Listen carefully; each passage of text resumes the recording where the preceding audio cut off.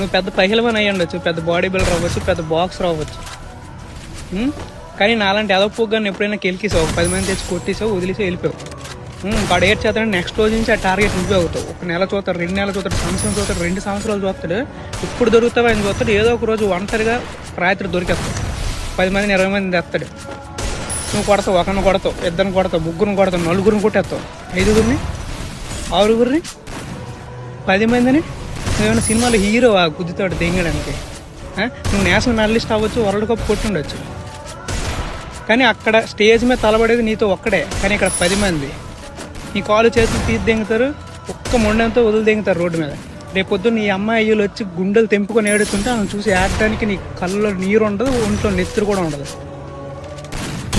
నువ్వు నీ అమ్మాయిలకి సేవ చేసే టైంలో ఇంకా వాళ్ళ మాట గిడుపుతున్నావు అంటే అంతకు మించిన దౌర్భాగ్యం ఈ జన్మకు ఉండదు. సో